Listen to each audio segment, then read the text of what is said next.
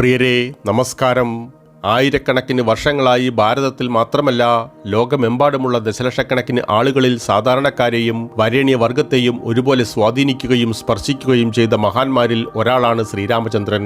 അദ്ദേഹത്തിൻ്റെ കാലഘട്ടം മഹാരാജാക്കന്മാരുടെയും ലോക സാമ്രാജ്യങ്ങളുടെയും കാലമായിരുന്നു.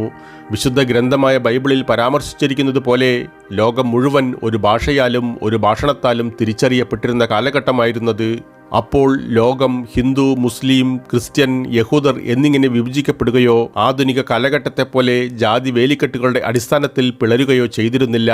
മനുഷ്യ സമൂഹത്തിൽ രണ്ട് വിഭാഗങ്ങൾ മാത്രമേ ഉണ്ടായിരുന്നുള്ളൂ: ആര്യന്മാരും ആര്യന്മാരല്ലാത്തവരും. അതായത് അസുരന്മാരും രാക്ഷസന്മാരും. സ്വഭാവഗുണമില്ലാത്തവരും വാക്ചാതുര്യമുള്ളവരും രാക്ഷസന്മാരായിരുന്നു. എല്ലാ മനുഷ്യരാശിക്കും ഒരേ ഒരു സംസ്കാരം മാത്രമേ ഉണ്ടായിരുന്നുള്ളൂ. രാമനെക്കുറിച്ചുള്ള അറിവിൻ്റെ ഏറ്റവും ആധികാരികവും യഥാർത്ഥവുമായ ഉറവിടം വാൽമീകി രാമായണമാണ്. ഈ മഹത്തായ സാഹിത്യകൃതിയിനാൽ വാൽമീകിയെ ലോകത്തിലെ ആദ്യ കവിയായി കണക്കാക്കുന്നു.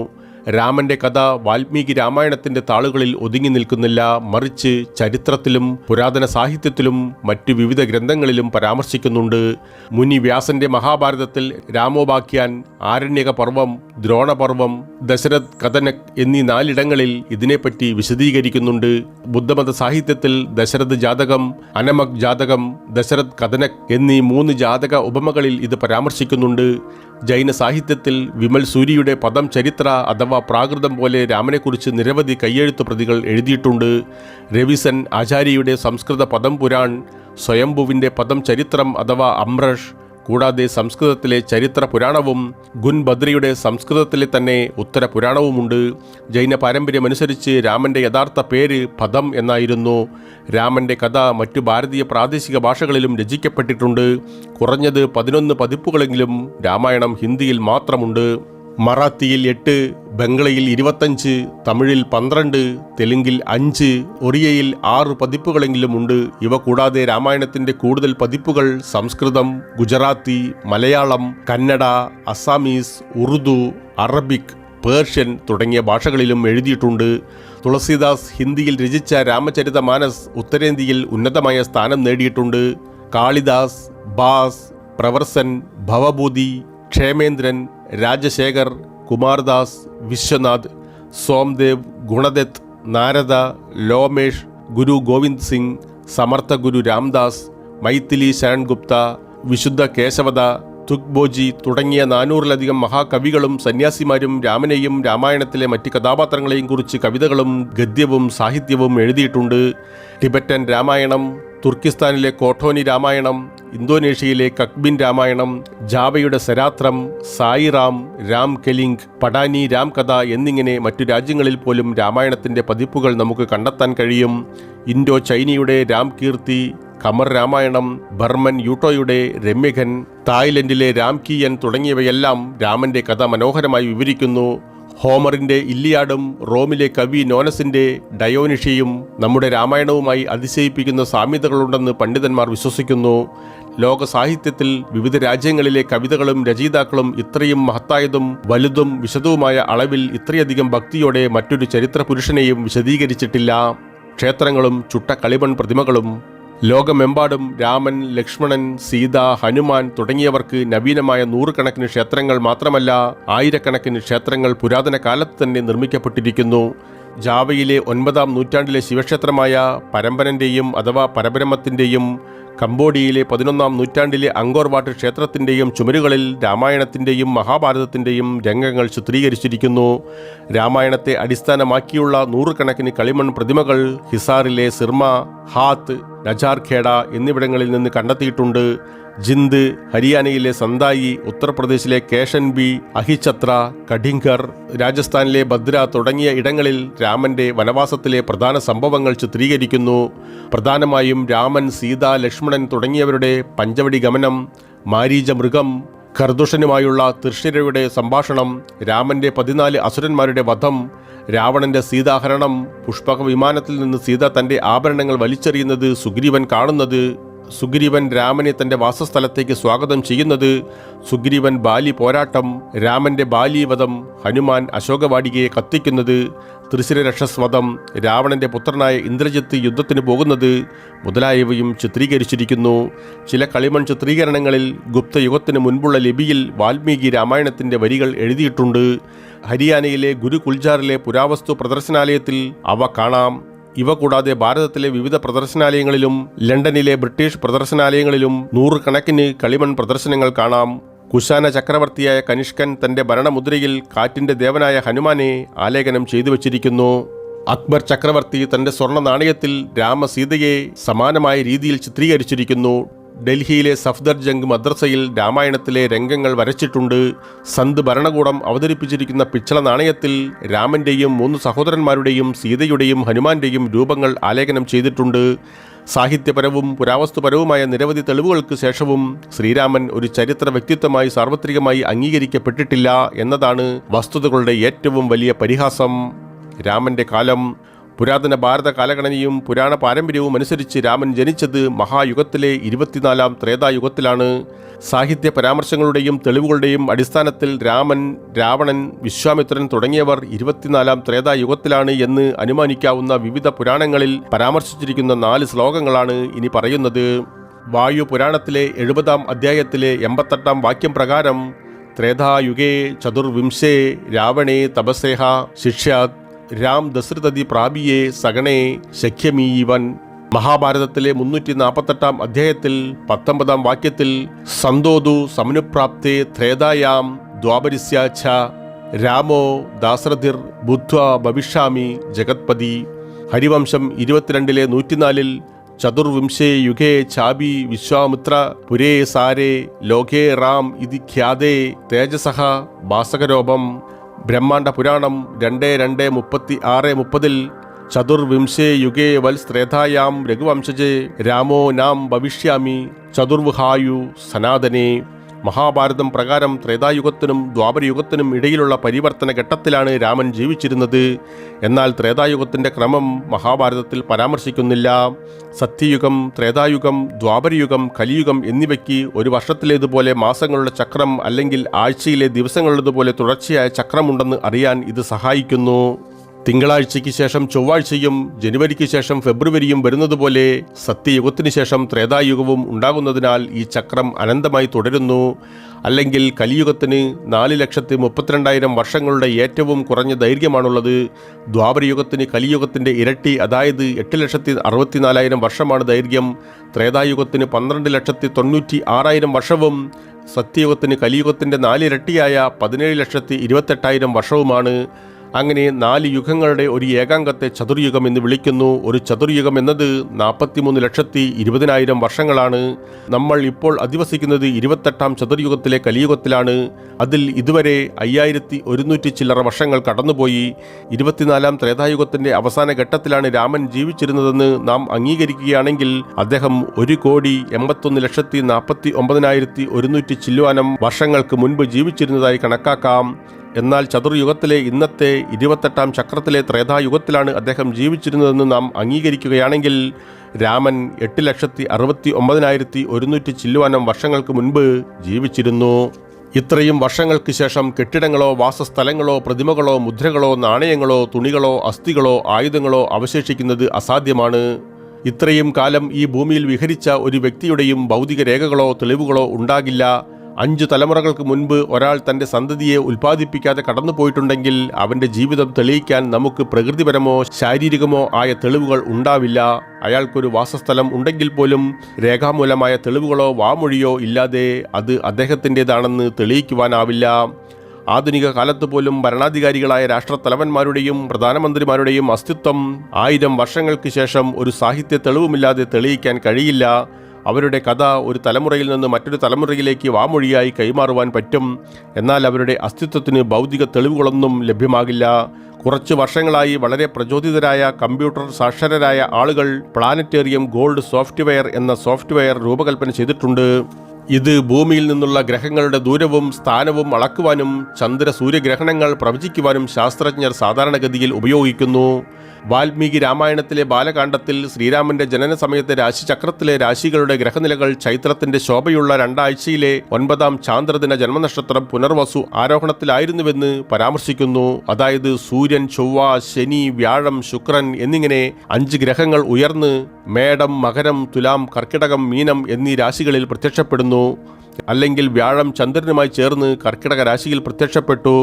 ഇന്നത്തെ ഗ്രഹനിലകളും രാശിചക്രങ്ങളും അനുസരിച്ച് ശ്രീരാമന്റെ ജീവിതത്തിലെ സുപ്രധാന തീയതികൾ നിർണ്ണയിക്കാൻ പ്ലാനറ്റോറിയം ഗോൾഡ് സോഫ്റ്റ്വെയറിൽ ഇതേ വിശദാംശങ്ങൾ രേഖപ്പെടുത്തിയപ്പോൾ രാമൻ ജനിച്ചത് BC 5114 ജനുവരി 10 എന്നാണ്. അതായത് 7122 വർഷം മുൻപ് എന്ന്. ഈ പുതിയ സമീപനത്തിനവർ എല്ലാ അഭിനന്ദനങ്ങളും നന്ദിയും അർഹിക്കുന്നുണ്ടെങ്കിലും ജ്യോതിശാസ്ത്ര കണക്കുകളെക്കുറിച്ചുള്ള അവരുടെ അജ്ഞതയും സാഹിത്യപരമായ തെളിവുകളൊന്നും ഇല്ലാത്തതിനാൽ അവരുടെ ഫലത്തെ ആശ്രയിക്കുവാനാവില്ല. ജ്യോതിശാസ്ത്രമനുസരിച്ച് ഏകദേശം 26,000 വർഷത്തെ ചക്രത്തിന് ശേഷം രാശിചക്രങ്ങളുടെ സ്ഥാനങ്ങൾ അവയുടെ യഥാർത്ഥ സ്ഥാനത്തേക്ക് മടങ്ങുന്നു. ഇക്കാരണത്താൽ ഓരോ 26,000 വർഷത്തിലും കൃത്യമായ അതേ ഗ്രഹനില ആവർത്തിക്കുന്നു. അതിനാൽ ഗ്രഹനിലകളിലെ ഏതെങ്കിലും ആവർത്തന ചക്രത്തിൽ രാമന് ജനിക്കാമായിരുന്നു. രാമൻ ജനിച്ചത് ഇപ്പോഴത്തെ 28-ാം ചതുർയുഗത്തിലെ ത്രേതായുഗത്തിലാണെന്ന് വിശ്വസിച്ചാലും നേരത്തെ സൂചിപ്പിച്ചതുപോലെ അതിനുശേഷം രാശികളുടെ സ്ഥാനം 33 ചക്രങ്ങൾ പൂർത്തിയാക്കി. സാഹിത്യ തെളിവുകൾ പ്രകാരം 24-ാം ചതുർയുഗത്തിലാണ് രാമൻ ജനിച്ചതെന്ന് വിശ്വസിക്കുക. അങ്ങനെയാണെങ്കിൽ രാശികളുടെ സ്ഥാനം 698 ചക്രങ്ങൾ പൂർത്തീകരിച്ചിട്ടുണ്ടാവും. 2002-ൽ നാസയുടെ ജെമിനി 11 ബഹിരാകാശ പേടകം എടുത്ത ആദം റിഡ്ജിന്റെ അഥവാ രാമസേതുവിന്റെ അവശിഷ്ടങ്ങളുടെ ഛായാപടങ്ങളുടെ ശാസ്ത്രീയ വ്യാഖ്യാനം ഭാരതത്തെ ലങ്കയുമായി ബന്ധിപ്പിക്കുന്ന ഈ പുരാതന പാലം മനുഷ്യനിർമ്മിതമാണെന്ന് വെളിപ്പെടുത്തുന്നു. ഇതിന് കുറഞ്ഞത് 1.25 ദശലക്ഷം വർഷമെങ്കിലും പഴക്കമുണ്ട്. വാൽമീകി രാമായണം അനുസരിച്ച് രാമനും വാസ്തുവിദ്യ പ്രവർത്തകന്മാരും തന്റെ സൈന്യത്തെ ലങ്കയിലേക്ക് കൊണ്ടുപോകുന്നതിനായി ഈ പാലം നിർമ്മിച്ചുവെന്നത് ശരിയാണ്. ഈ പാലം നിർമ്മിച്ചത് രാമനാണെന്ന് നാം അംഗീകരിക്കുകയാണെങ്കിൽ അദ്ദേഹം ജീവിച്ചത് 28-ാം ത്രേതായുഗത്തിന്റെ മധ്യവർഷത്തിലാണ്, അല്ലാതെ 24-ാം ചതുർയുഗത്തിലല്ല. 28-ാം ചതുർയുഗത്തിലെ ത്രേതായുഗത്തിനും ദ്വാപരയുഗത്തിനും ഇടയിലുള്ള പരിവർത്തനത്തിൽ നമ്മളത് അംഗീകരിച്ചാലും അത് നക്ഷത്രരാശികളുടെ ഗ്രഹനിലയെ അടിസ്ഥാനമാക്കിയുള്ള കണക്കുകൂട്ടലുകളിൽ മാറ്റം വരുന്നില്ല. അപ്പോൾ നക്ഷത്ര സമൂഹങ്ങൾ 66 ചക്രങ്ങൾ പൂർത്തിയാക്കി അതിൻ്റെ യഥാർത്ഥ സ്ഥാനത്തേക്ക് മടങ്ങും. സേതു സമുദ്രം കപ്പൽ കനാൽ പദ്ധതിയുടെ സഭാധ്യക്ഷനായിരുന്ന NK രഘുപതിക്ക് 2007 ജൂലൈയിൽ നാസ ഉദ്യോഗസ്ഥർ ഒരു ഇമെയിൽ സന്ദേശം അയച്ചു. അതിൽ പാലത്തിൻ്റെ അവശിഷ്ടങ്ങൾ മനുഷ്യപ്രവർത്തനങ്ങളുമായി ബന്ധപ്പെട്ടതായി തോന്നുന്നില്ലെന്ന് പ്രസ്താവിക്കുന്നതും തെറ്റല്ലെന്ന്. നാസ അതിൻ്റെ യഥാർത്ഥ നിലപാടിൽ നിന്ന് വ്യതിചലിച്ചത് എന്തുകൊണ്ടാണെന്ന് അറിയില്ല. ആദാമിൻ്റെ പാലം പ്രകൃതിദത്തമായ ഭൂമിശാസ്ത്രപരമായ രൂപമാണെങ്കിൽ പോലും തൻ്റെ സൈന്യത്തിന് ശ്രീലങ്കയിലേക്ക് കടക്കുന്നതിന് ഒരു താൽക്കാലിക പാലം നിർമ്മിക്കാൻ രാമനത് മനോഹരമായി ഉപയോഗിക്കാമായിരുന്നു. ആദം ബ്രിഡ്ജിൻ്റെ ആരോഹണ അവരോഹണ രൂപരേഖകൾ അളക്കുന്നതിനുള്ള ശാസ്ത്രീയ പരിശോധനകൾ ഇതുവരെ നടത്തിയിട്ടില്ല. മാത്രമല്ല അതിൻ്റെ നിർമ്മാണത്തിന് ശേഷം ദശലക്ഷക്കണക്കിന് വർഷങ്ങൾക്ക് ശേഷവും ഒരു മനുഷ്യ പ്രവർത്തനവും ഇതുമായി അല്ലെങ്കിൽ മറ്റേതെങ്കിലും ഘടനയുമായി ബന്ധിപ്പിക്കാൻ കഴിയില്ല. വിദേശ പണ്ഡിതന്മാരുടെ തെറ്റായ പ്രചരണം. മിക്ക വിദേശ പണ്ഡിതന്മാരും ചരിത്രത്തെക്കുറിച്ചും സാംസ്കാരികത്തെക്കുറിച്ചും പഠിക്കുന്ന ഇൻഡോളജിസ്റ്റുകളും വിശ്വസിക്കുന്നത് ഭാരതീയർ അവരുടെ പാഠങ്ങൾ ലിഖിത സാമഗ്രികളുടെ സഹായമില്ലാതെ വാമൊഴിയായി പഠിപ്പിക്കുകയും പഠിക്കുകയും ചെയ്തുവെന്നാണ്. ഭാരതീയർക്ക് അക്ഷരാഭ്യാസമില്ല. ചരിത്രപരമായ രേഖകളൊന്നും നിലനിർത്താൻ അവർ ചായ്വുള്ളവരായിരുന്നില്ല. സംഭവങ്ങളുടെ ശരിയായ ക്രമത്തിൽ കൃത്യസമയത്ത് സ്ഥാപിക്കുന്നതിനെക്കുറിച്ച് അവർക്ക് യാതൊരു ധാരണയും ഉണ്ടായിരുന്നില്ല. ആര്യന്മാർ വിദേശത്തു നിന്ന് വന്ന് ഭാരതത്തിലെ ആദിമ നിവാസികളായ ദ്രാവിഡരെ പരാജയപ്പെടുത്തി ഇവിടെ സ്ഥിരതാമസമാക്കിയതായി അവർ വിശ്വസിക്കുന്നു. ഹാരപ്പൻ നാഗരികത ആര്യന്മാരുടെ ആക്രമണത്തിലൂടെ നശിപ്പിക്കപ്പെട്ടു. അവർക്കറിയാവുന്ന മനുഷ്യ ചരിത്രത്തിന് 5000 വർഷത്തെ പഴക്കമേ ഉള്ളൂ. മനുഷ്യന്റെ പൂർവികൻ ഒരു കുരങ്ങനോ ചിമ്പാൻസിയോ ആയിരുന്നു. വിദേശ പണ്ഡിതരുടെ മേൽപ്പറഞ്ഞ എല്ലാ വാദങ്ങളും അശാസ്ത്രീയവും യുക്തിരഹിതവും അസത്യവും ശുദ്ധമായ വ്യാജ പ്രചരണവുമാണെന്ന് ചുരുക്കത്തിൽ വ്യാഖ്യാനിക്കാം. Max Muller, H. Wilson, A. Macdonald, Rudolf Roth, Albrecht Weber, Ralph T. Griffith, M. Winternitz, Monier Williams തുടങ്ങിയ പണ്ഡിതന്മാർക്കെല്ലാം മാക്സ് മുള്ളറുടെ വാക്കുകളിൽ പ്രകടമാകുന്ന അടിസ്ഥാന ലക്ഷ്യം ഒന്നുതന്നെയായിരുന്നുവെന്ന് ഇന്ന് ലോകമെമ്പാടും വെളിപ്പെട്ടിരിക്കുന്നു. അദ്ദേഹം തൻ്റെ ഭാര്യയ്ക്ക് എഴുതിയ ഒരു കത്തിൻ്റെ ഉള്ളടക്കം എൻ്റെ ഈ പതിപ്പും വേദത്തിൻ്റെ പരിവർത്തനവും ഇനിമേൽ ഇന്ത്യയുടെ ഗതിയെക്കുറിച്ച് ഒരു പരിധിവരെ പറയും. അവരുടെ മതത്തിൻ്റെ വേരാണിത്. വേര് എന്താണെന്ന് അവർക്ക് കാണിച്ചു കൊടുക്കാൻ കഴിഞ്ഞ 3000 വർഷത്തിനിടയിൽ അതിൽ നിന്ന് മുളച്ചു പൊന്തുന്നതെല്ലാം പിഴുതെറിയുവാനുള്ള ഒരേയൊരു മാർഗമാണെന്ന് എനിക്കുറപ്പുണ്ടെന്ന്. അതേപോലെ മോണിയർ വില്യംസ് തന്റെ സംസ്കൃത ഇംഗ്ലീഷ് നിഘണ്ടുവിന്റെ ആമുഖത്തിൽ എഴുതി, ബോഡൻ ചെയറിലെ രണ്ടാമത്തെ താമസക്കാരൻ ഞാൻ മാത്രമാണെന്നും അതിന്റെ സ്ഥാപകനായ കേണൽ ബോഡൻ തന്റെ വിൽപത്രത്തിൽ ഏറ്റവും വ്യക്തമായി പറഞ്ഞിട്ടുള്ള വസ്തുതയിലേക്ക് ശ്രദ്ധ ക്ഷണിക്കേണ്ടതുണ്ട്. അദ്ദേഹത്തിന്റെ മഹത്തായ വസ്തുതയുടെ പ്രത്യേക ലക്ഷ്യം ഭാരതത്തിലെ തദ്ദേശീയരെ ക്രൈസ്തവ മതത്തിലേക്ക് പരിവർത്തനം ചെയ്യുന്നതിൽ തന്റെ നാട്ടുകാരെ പ്രാപ്തനാക്കുന്നതിന് ഇംഗ്ലീഷിലേക്ക് തിരുവെഴുത്തുകളുടെ വിവർത്തനം പ്രോത്സാഹിപ്പിക്കുക എന്നതായിരുന്നു. റോയ്, വെബർ, വിറ്റ്ലിംഗ്, ഫുഹാൻ തുടങ്ങിയ പണ്ഡിതന്മാർ ഭാരതത്തിന്റെ മഹത്വം സാധ്യമായ വിധത്തിലെല്ലാം നശിപ്പിക്കാൻ ചില നിഗൂഢമായ കാരണങ്ങളാൽ ദൃഢനിശ്ചയം ചെയ്തിരുന്നതായി പ്രൊഫസർ ഗോൾഡ്സ്റ്റർ വെളിപ്പെടുത്തിയിരുന്നു.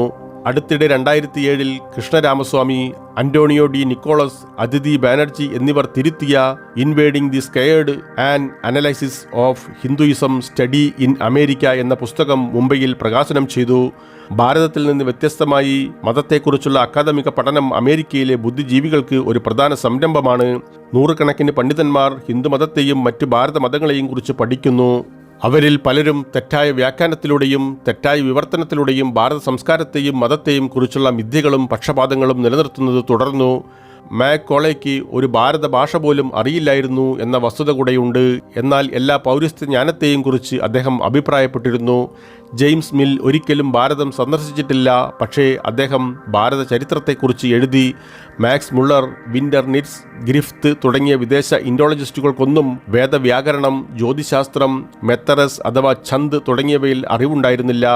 എന്നാൽ ഇവരെല്ലാം വേദങ്ങൾ വിവർത്തനം ചെയ്യുകയും അധികാരികളുടെ പദവി ഏറ്റെടുക്കുകയും ചെയ്തു. വേദകാലഗണനയും പാരമ്പര്യവും അനുസരിച്ച് സൃഷ്ടിയുടെ പ്രായം 4.32 ബില്യൺ വർഷമാണ്. കൂടാതെ സങ്കല്പ മന്ത്രമായ ഓം തൽസത് അധൈ പരമണോദയ പരാർദ്ധേ ശ്വേതരാഹ കൽപ്പേ സപ്തമേൻ വൈവസ്വത് മന്വന്തരേ അസ്തഹിം ശതിതമേ കലിയുഗേ കലിപ്രഥേമചരണേ, അതായത് സൃഷ്ടികാലത്തെയും ഭൂമിയിൽ മനുഷ്യന്റെ ആഗമനത്തെയും കുറിച്ചുള്ള ചരിത്രത്തെ അവർ ഇന്നും കെടാതെ സൂക്ഷിച്ചിരുന്നു. കൃത്യം 197,29,49,100 ചില്ലുവാനം വർഷങ്ങൾക്ക് മുൻപ്, ഏകദേശം 2 ബില്യൺ വർഷങ്ങൾക്ക് മുൻപ് മനുഷ്യൻ ഭൂമിയിലെത്തി. വൈവസ്വത മനുവിന്റെ 7ാമത്തെ മന്ത്രത്തിൽ മാത്രമാണ് മനുഷ്യൻ ഭൂമിയിൽ സൃഷ്ടിക്കപ്പെട്ടതെന്ന് ചില വേദപണ്ഡിതന്മാരും വിശ്വസിക്കുന്നു. സൂര്യൻ, ഗ്രഹങ്ങൾ, നക്ഷത്രങ്ങൾ, ഭൂമി, കടൽ, സസ്യങ്ങൾ, സസ്യജാലങ്ങൾ, ജന്തുജാലങ്ങൾ എന്നിവയെല്ലാം വളരെ ശാസ്ത്രീയമായ രീതിയിലാണ് ആദ്യ 6 മന്വന്തരങ്ങളിൽ സൃഷ്ടിക്കപ്പെട്ടത്. ഈ സിദ്ധാന്തം അംഗീകരിക്കുകയാണെങ്കിൽ മനുഷ്യന്റെ ഉത്ഭവം ഏകദേശം 12,05,33,100 ചില്ലുവാനം വർഷങ്ങൾക്ക് മുൻപാണ്. മനുഷ്യരാശിയുടെ ചരിത്രം വളരെ ദൈർഘ്യമേറിയതാണെന്ന് ഏറ്റവും കുറഞ്ഞ പക്ഷം ഉറപ്പാക്കുന്നു. ഭാരതീയർക്ക് എഴുത്തിന്റെ കല എപ്പോഴും അറിയാമായിരുന്നു. സംസാരത്തിന് 2 രൂപങ്ങളുണ്ടെന്ന് ഋഗ്വേദം പറയുന്നു. ഒന്ന് കേൾക്കാൻ കഴിയുന്നത്, അതായത് ശ്രവ്യം, മറ്റൊന്ന് കാണാൻ കഴിയുന്നത്, അതായത് ദൃശ്യം. ഭാരതത്തിൽ പുരാതന കാലം മുതൽ ലിപി പ്രചാരത്തിലുണ്ടായിരുന്നു. ഭോജ്പത്രയും തത്പത്രയും, അതായത് പാപ്പിറസ്, മനുഷ്യൻ ഭൂമിയിൽ സഞ്ചരിക്കുന്നതിന് മുൻപ് പ്രകൃതിയിൽ ധാരാളം ലഭ്യമായിരുന്നു. പേപ്പർ പോലെ ഈ ശേഖരണ ലിപികൾ പോലും ശാശ്വതമായിരുന്നില്ല. കാലാവസ്ഥാ വ്യതിയാനം കാരണം കൈയെഴുത്ത് പ്രതികൾക്ക് കേടുപാടുകൾ സംഭവിച്ചാൽ പുതിയ പാപ്പറസിലേക്ക് പകർത്തിയിരുന്നു. ഭാരതത്തിൽ ആയിരക്കണക്കിന് പുരാതന കൈയെഴുത്ത് പ്രതികൾ നമുക്ക് എങ്ങനെ കണ്ടെത്തുവാനാകും? വേദങ്ങളും ഇതിഹാസങ്ങളും ഗ്രന്ഥങ്ങളും മറ്റ് ജ്യോതിശാസ്ത്ര വിഷയങ്ങളും നമ്മൾ എങ്ങനെ ഓർക്കും? ഒന്നോ അതിലധികമോ വേദങ്ങൾ മനഃപ്പാടമാക്കുന്നതിൽ അഭിമാനം തോന്നിയ കുറച്ചുപേർ തീർച്ചയായും ഉണ്ടായിരുന്നു. ആധുനിക മനുഷ്യനെ അപേക്ഷിച്ച് അക്കാലത്തെ ആളുകളുടെ ബുദ്ധിയും ഓർമ്മശക്തിയും വളരെ മൂർച്ചയുള്ളതും ആഴമേറിയതുമായിരുന്നുവെന്ന് നമ്മൾ വിശ്വസിക്കുന്നുവെങ്കിൽ ഈ യുക്തിയും ഡാർവിൻ്റെ പരിണാമ തത്വങ്ങൾക്ക് വിരുദ്ധമാണ്. ഭാരതീയർക്ക് എഴുതാൻ അറിയാമായിരുന്നു എന്നതാണ് സത്യം. ധാരാളം എഴുതി. ഇത്രയും സമ്പന്നവും ബൃഹത്തായതുമായ സാഹിത്യ സമ്പത്ത് ലോകത്ത് മറ്റൊരു രാജ്യത്തിനുമില്ല. ഭാരതീയർക്ക് എഴുതാൻ കഴിയുമെന്നതിന് മറ്റെന്ത് തെളിവാണ് ചോദിക്കേണ്ടത്? ഡാർവിൻ്റെ അസ്വാഭാവികവും അശാസ്ത്രീയവുമായ സിദ്ധാന്തം ഇപ്പോൾ ലോകത്തെമ്പാടുമുള്ള നിരവധി ശാസ്ത്രജ്ഞരും പണ്ഡിതരും തള്ളിക്കളയുന്നു. അവരുടെ മതവിശ്വാസം കാരണം ഭൂമിയുടെ പ്രായം ഏകദേശം 6000 വർഷമാണെന്ന് മുൻപ് വിശ്വസിച്ചിരുന്ന ചില പാശ്ചാത്യ പണ്ഡിതർ ഇപ്പോൾ ഭൂമിയുടെ പ്രായം 3.96-നും 4.3 ബില്യൺ വർഷത്തിനും ഇടയിലാണെന്ന് സമ്മതിക്കുന്നു. ഭൂമിക്ക് ഇത്രയും പഴക്കമുണ്ടെങ്കിൽ ഇത്രയും ഭീമാകാരമായ സമയ ഇടവേളയ്ക്ക് ശേഷം മനുഷ്യന് എങ്ങനെ അതിൽ വസിക്കാൻ കഴിയും? അമേരിക്കൻ പണ്ഡിതനായ മൈക്കൽ ക്രമോയുടെ സമീപകാല പുസ്തകങ്ങളായ forbidden archaeology, devolution of man എന്ന ശാസ്ത്രീയ കണ്ടുപിടുത്തങ്ങളെ അടിസ്ഥാനമാക്കി ഡാർവിൻ സിദ്ധാന്തത്തിൽ അടിസ്ഥാനമില്ലെന്നും മനുഷ്യൻ ഭൂമിയിൽ വന്നത് കുറഞ്ഞത് 2 ബില്യൺ വർഷങ്ങൾക്ക് മുൻപാണെന്നും തെളിയിക്കുന്നു. ക്രമോയും അദ്ദേഹത്തിൻ്റെ സഹരചയിതാവ് റിച്ചാർഡ് തോംസണും നിരവധി പുരാവസ്തു തെളിവുകൾ ഉദ്ധരിച്ചിട്ടുണ്ട്. ഇത് കഴിഞ്ഞ 150 വർഷങ്ങളിൽ ശാസ്ത്രജ്ഞർ ചരിത്രത്തിലും ഭാഷാശാസ്ത്രത്തിലും നിരവധി അടിസ്ഥാന സിദ്ധാന്തങ്ങളെ നിരാകരിക്കുന്ന നിരവധി വസ്തുതകൾ ശേഖരിച്ചിട്ടുണ്ടെന്ന് നിസ്സംശയം തെളിയിക്കുന്നു. പല ശാസ്ത്ര പത്രപ്രവർത്തകരും ഈ കണ്ടുപിടുത്തങ്ങൾ പ്രസിദ്ധീകരിച്ചിരുന്നു. എന്നാൽ ഡാർവിൻ്റെ പരിണാമ സിദ്ധാന്തം സൃഷ്ടിച്ച മാനസിക തടസ്സവും മനുഷ്യ ചരിത്രത്തിൻ്റെ 5000 വർഷത്തെ പരിധിയും പുതിയ കണ്ടെത്തലുകളിൽ വേണ്ടത്ര ശ്രദ്ധ ചെലുത്തുന്നില്ല. ഈ ശാസ്ത്ര കണ്ടെത്തലുകളും വസ്തുതകളും മനുഷ്യരാശിയുടെ ചരിത്രത്തിന് കോടിക്കണക്കിന് വർഷങ്ങൾ പഴക്കമുണ്ടെന്ന് തെളിയിക്കുന്നു. വിശ്വാസത്തിലെ അജ്ഞത, രാമനും രാമായണവും ചരിത്രപരമായി അസത്യമാണെന്നും ഭാവനയും കെട്ടുകഥയും മാത്രമാണെന്നും പുരാണകഥ പ്രചരിപ്പിച്ച വിദേശ പണ്ഡിതന്മാരും അവരുടെ ഭാരതീയ അനുയായികളും നമ്മുടെ ചില ഭാരതീയ കവികളെക്കാളും എഴുത്തുകാരെക്കാളും ഉത്തരവാദികളല്ല. രാം കഥയുടെ പ്രസംഗകരും വക്താക്കളും രാംലീലയുടെ സംവിധായകരും അഭിനേതാക്കളും അശ്രദ്ധമായും അജ്ഞാതമായും രാമന്റെ യഥാർത്ഥതയെക്കുറിച്ചുള്ള സംശയങ്ങൾക്ക് കൂടുതൽ സംഭാവന നൽകിയിട്ടുണ്ട്. യഥാർത്ഥ വിശ്വാസമില്ലാതെ ദൈവത്തിന്റെ യഥാർത്ഥ മഹത്വത്തെക്കുറിച്ച് അറിയാതെ നമ്മൾ രാമനെ ദൈവവും ദൈവത്തിന്റെ അവതാരവുമാക്കി മാറ്റി. പഞ്ചതന്ത്രത്തിലെ കെട്ടുകഥകൾ പോലെ വേദപണ്ഡിതനും വ്യാകരണ ഗുരുവുമായ ഹനുമാനെ നാം ഒരു കുരങ്ങനായി രൂപാന്തരപ്പെടുത്തി. രാമസേതുവിന്റെ ശില്പിയായ ജാംബവാൻ കരടിയായി.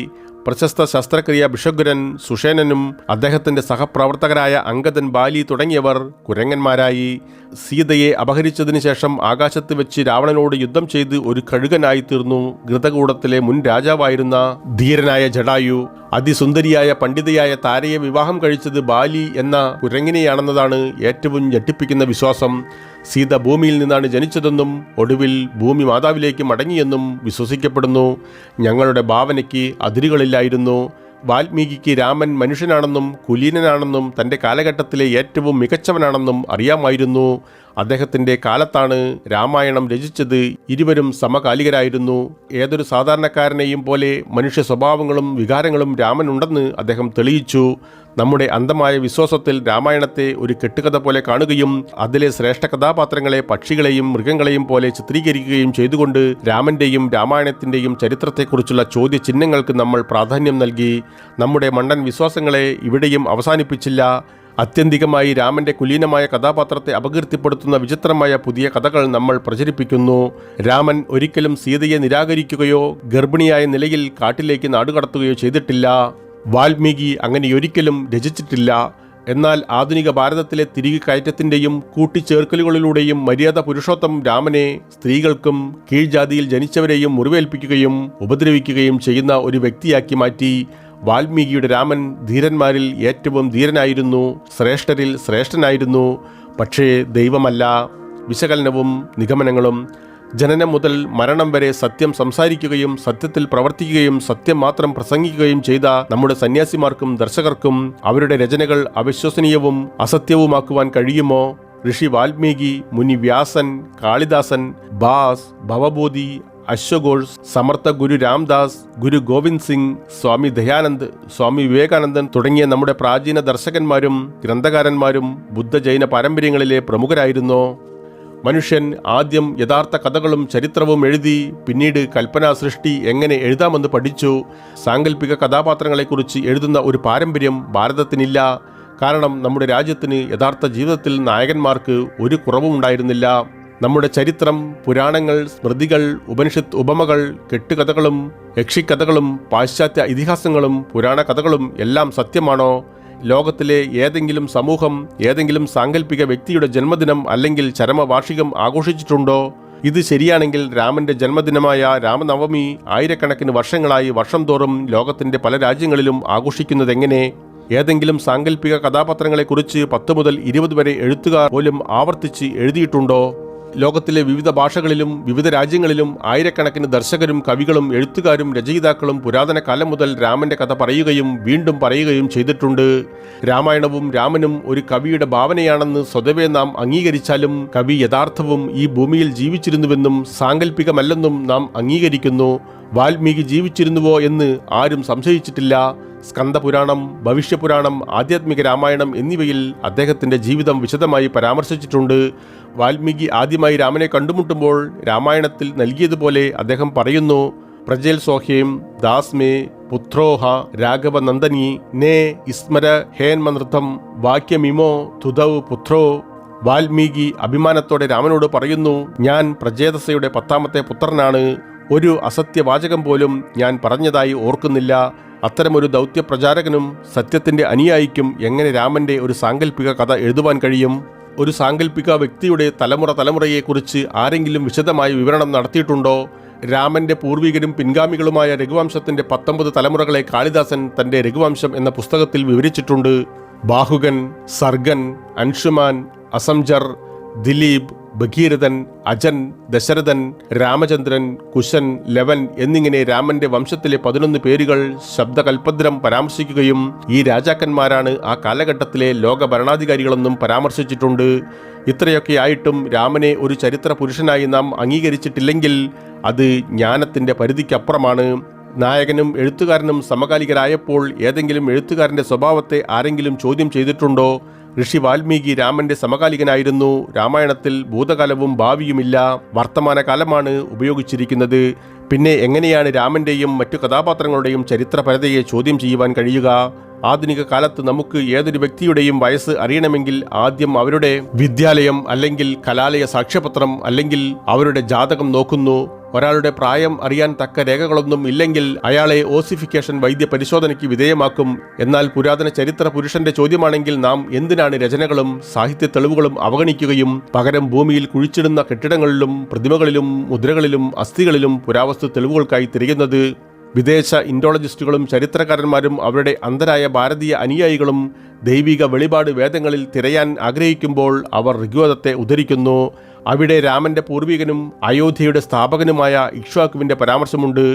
അഥർവവേദത്തിൽ അയോധ്യയ്ക്ക് 9 കവാടങ്ങളുണ്ടെന്ന് പരാമർശിക്കുന്നു. അഥർവവേദം വിശ്വാമിത്രന്റെയും രാമന്റെ ആചാര്യനായ വസിഷ്ഠന്റെയും ഭരദ്വാജന്റെയും പേര് പരാമർശിക്കുന്നു. എന്നാൽ രാമന്റെയും രാമായണത്തിന്റെയും കാര്യങ്ങൾ വരുമ്പോൾ അതെല്ലാം പുരാണവും സാങ്കല്പികവുമാണെന്ന് അവർ അവകാശപ്പെടുന്നു. അതല്ലേ കാപഢ്യം?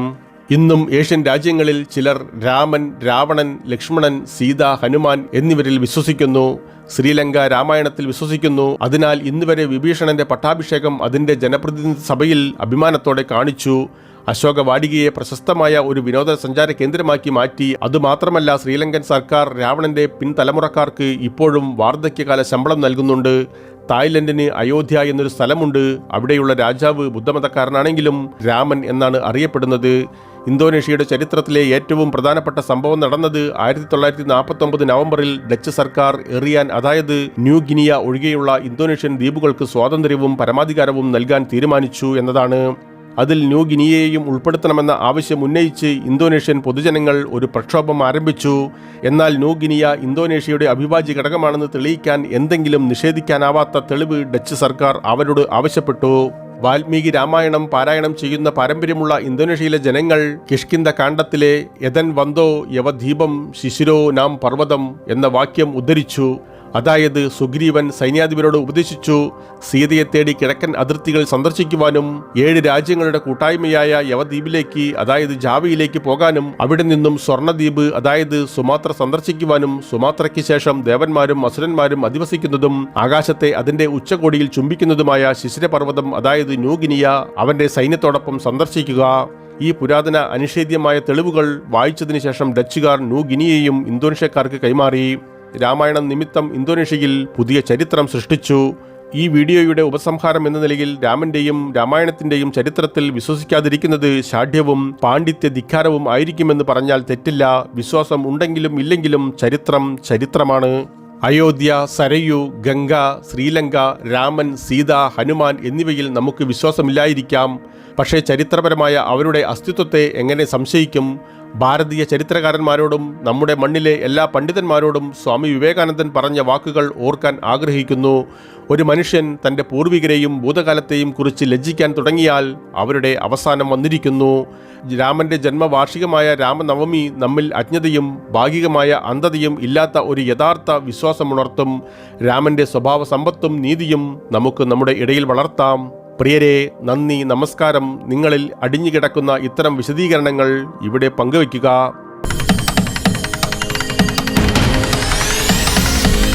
പ്രിയരെ, വീഡിയോ കാണുന്നതോടൊപ്പം ചാനൽ വരിക്കാരാകുവാനും അറിയിപ്പുകൾ ലഭിക്കുന്നതിനായി കുടമണി ചിഹ്നം പ്രവർത്തനക്ഷമമാക്കുവാനും ഈ കഥയിൽ നിങ്ങൾ തൃപ്തരാണെങ്കിൽ നിങ്ങളുടെ ഇഷ്ടം അറിയിക്കുവാനും മറ്റുള്ളവരുമായി പങ്കുവയ്ക്കുവാനും മറക്കരുത് പ്രിയ സുഹൃത്തുക്കളെ.